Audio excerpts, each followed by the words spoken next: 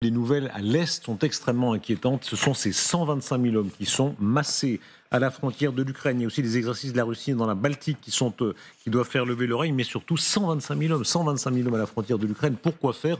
On va d'abord écouter Vladimir Poutine qui prétend que c'est l'Ouest qui continue à le provoquer et on va voir ce que représente cette masse de soldats russes à la frontière. Regardez. C'est mauvais parce que c'est une attitude malhonnête. Je ne vais pas rentrer dans des questions politiques maintenant, mais nous n'avons pas organisé le coup d'État en Ukraine, vous le savez. On nous a toujours dit qu'il fallait la démocratie, des élections, et puis il y a eu un coup d'État. Et tout s'est passé comme prévu, et cela a été sanglant. Et ils ont continué à détruire le Donbass et ainsi de suite. Vous nous avez forcés à faire ce que nous faisons maintenant, tout en essayant de nous rendre coupables. Et voici les toutes dernières nouvelles de la soirée. Elles sont très marquantes. C'est le Washington Post qui le révèle et c'est peut-être un des signes les plus inquiétants d'une poussée de la Russie vers l'Ouest depuis 2022. 125 000 hommes. Rappelez-vous les chiffres de février 2022. C'était 150 000 hommes que la Russie avait massés aux portes de l'Ukraine. Et c'est maintenant 125 000. Et rappelez-vous ce qui se passait en 2022. On disait 150 000, c'est pas assez, c'est pas possible qu'ils essaient quelque chose. 125 000, 150 000. Qu'est-ce qui peut être en train de se préparer ? Général. Mais vous êtes aussi mon amiral. Allez, amiral. Alors, la bataille de Midway.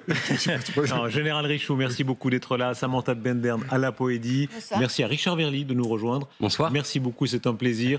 Xavier Titelman et Guillaume, vous êtes toujours avec nous. D'abord, vous, Général, pourquoi masser 125 000 hommes à la frontière de l'Ukraine ? Alors justement, par rapport à 2022, il y a une grosse différence. Il y avait 100 000, 150 000 hommes, mais sur toute la durée, sur tout le front, c'est-à-dire sur 1200 km. Donc dispersion des efforts, c'est allé nulle part. Là, c'est une concentration des efforts de 125 000 hommes sur un point particulier du front. Donc ça, c'est particulièrement inquiétant. Lisons ce que dit le Washington Post. La Russie devrait lancer une offensive majeure cet été contre la région de Donetsk, à l'est de l'Ukraine, qu'elle tente de conquérir depuis le début de la guerre et continue ses responsabilités militaires citées par le Washington Post.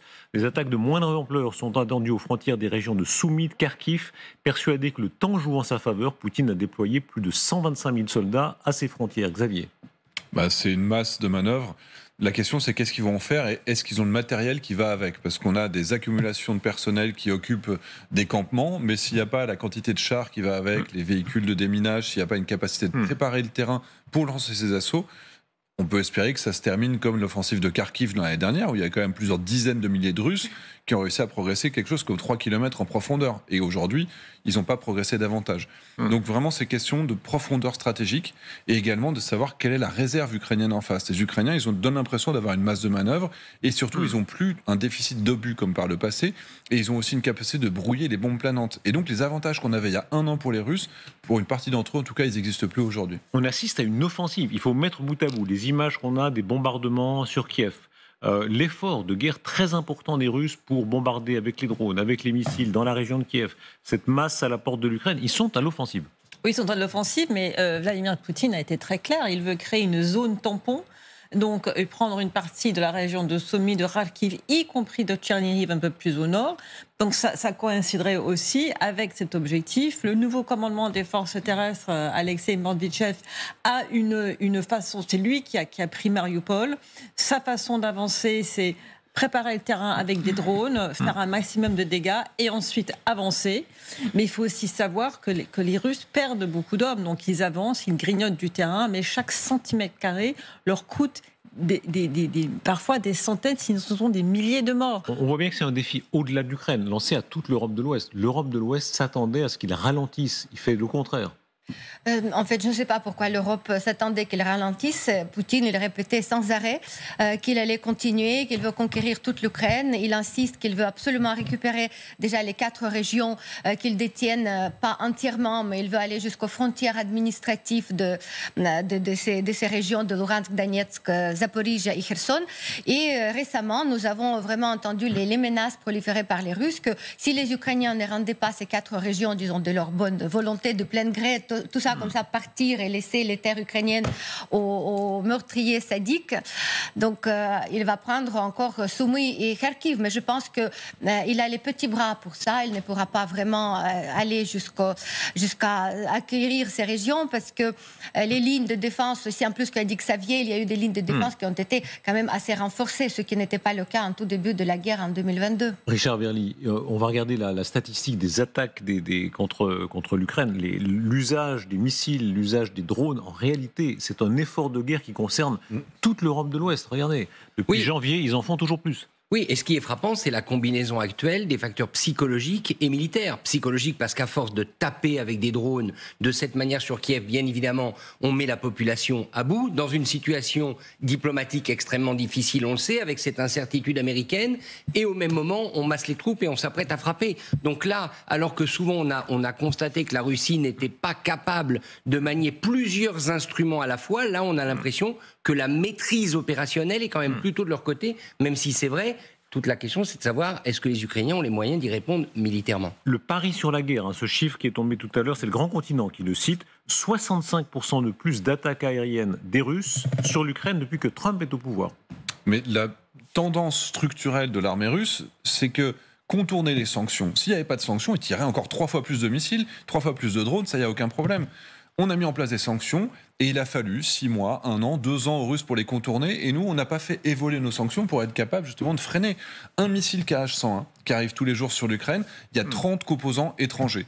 Effectivement, maintenant, ils les achètent via la Turquie, via d'autres pays qui sont complices. Mais tant que nous, on regarde sans agir et tant que nos sanctions restent si faibles qu'on a mis au début de la guerre il y a 3 ans, malheureusement, ils vont continuer à monter en cadence. Quel est le risque d'un front qui céderait ? Gérard Araud, sur ce plateau, a rappelé hier qu'il y a des précédents. Pendant la Seconde Guerre mondiale, le front français a cédé, pas parce que toute la France était brisée, parce qu'à un moment donné, un front cède. Est-ce que ce risque existe à vos yeux ? J'ai pas l'impression, parce que cette pression russe sur ce front qu'on voit sur la carte en haut à gauche, c'est-à-dire entre la partie de l'Ukraine encore libre et celle qui est occupée, ça fait 1 an et demi qu'il ne bouge plus. Et il y a eu un certain nombre d'efforts faits par les Russes et ils n'ont pas réussi. Et ce qu'on voit aussi, c'est que malgré le fait que, a priori, d'après ce qu'on peut savoir, l'aide américaine est quand même moins forte parce que les Ukrainiens vivent sur les stocks qu'ils avaient constitués du temps de Biden. Même si là, c'est pas évident complètement, il y a moins de renseignements américains pour les Ukrainiens, n'empêche, le front ne cède pas. Donc ça veut dire qu'il est extrêmement solide. À quel moment les Européens réagiraient vraiment ? Pardon, on a souvent parlé des lignes rouges russes et on a souvent dit que leur propre ligne rouge, finalement, c'était un peu du bluff. Mais les Européens, quelles sont leurs lignes rouges ? Quand on regarde cette carte, quelle est la limite de ce que les Européens pourraient accepter ? Par exemple, si la ville de Kharkiv tombait, c'est une très grande ville, Kharkiv, c'est la seconde ville du pays, je crois qu'ils sont plus d'1 million. Oui. Si Kharkiv tombait, hypothèse, est-ce que les Européens réagissent ou ils disent « Oh là là, mon Dieu, est-ce qu'il fera un communiqué de condamnation ?»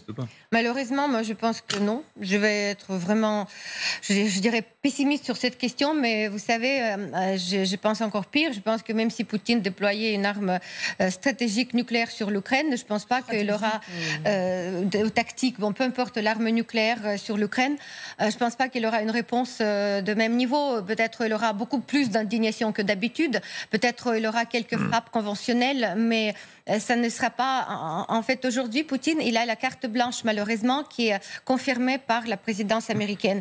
Tant qu'il n'y a pas d'effort du côté des Américains, les Européens, ils se sentent un peu perdus parce que déjà, il y a le risque que les Américains partent, ne serait-ce que de l'Europe. Donc, vous voyez, la faiblesse est là et Poutine en profite. Richard Verny, vous connaissez bien la politique européenne. Les Européens, que feraient-ils ? Je repose la question. Si une ville comme Kharkiv tombait, qu'est-ce qu'ils font ? La première chose, c'est qu'ils se tourneraient évidemment vers Washington. Ça, c'est clair.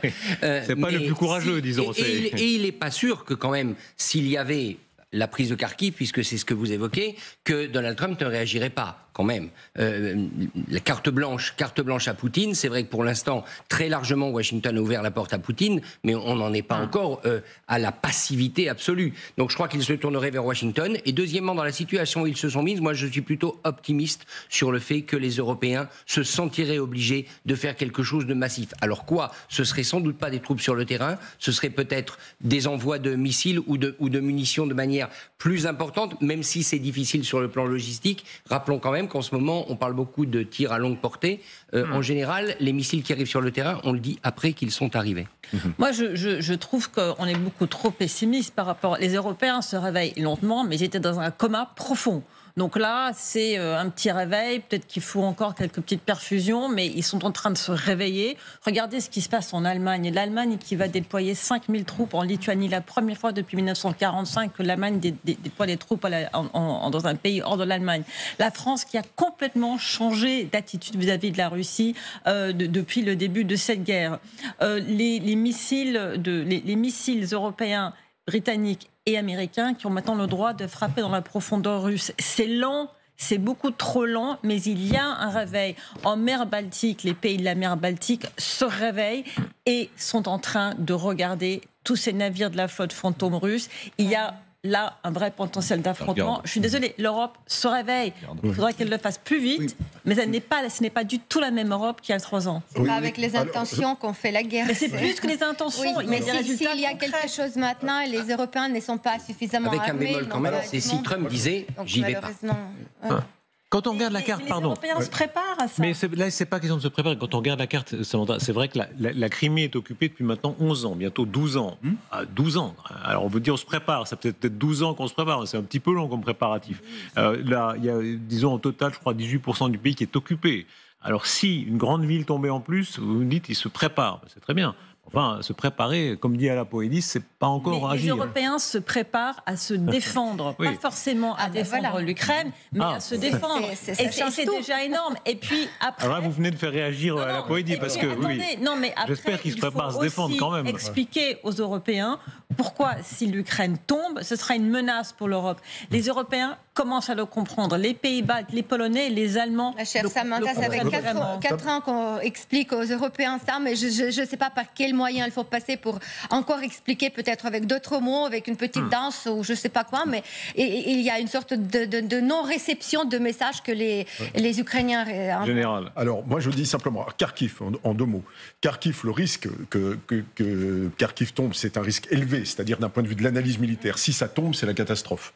C'est un risque élevé, dites-vous ? Oui, mais c'est un risque élevé, parce que si ça tombe, c'est la catastrophe. En revanche, la probabilité que ça tombe, à mon avis, est médiocre. Vous voyez, c'est deux niveaux de réflexion différents. C'est-à-dire qu'il y a peu de chances que ça tombe, mais si ça tombe, c'est la catastrophe. Ensuite, la réaction des Européens, moi je suis de votre avis, c'est-à-dire qu'on va réagir avec sans doute des envois d'armes, etc.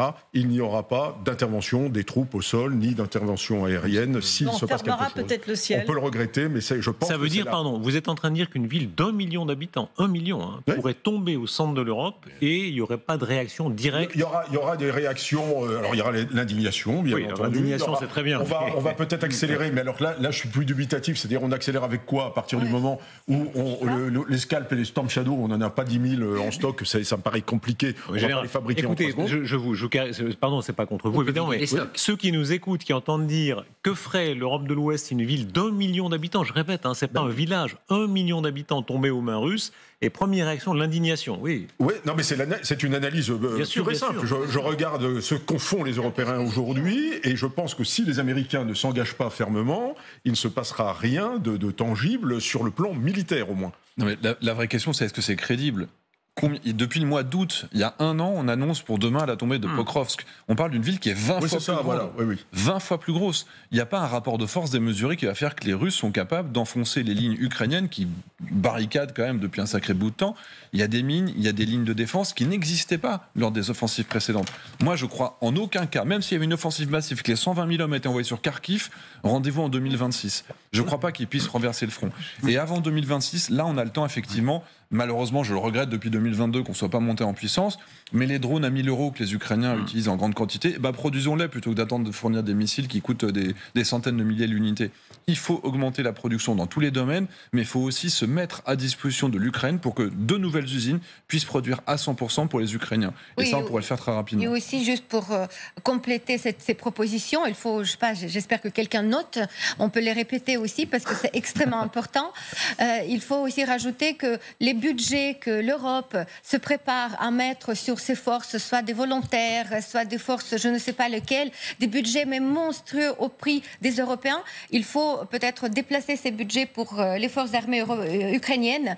C'est aujourd'hui l'armée la plus puissante dans l'Europe, 800 000 personnes, quand même 800 militaires sur le front. Donc il faut renforcer au maximum, acheter les munitions partout dans le monde, renforcer l'armée et avec ça, on pourra renverser la tendance sur la guerre et notamment libérer au moins certaines régions.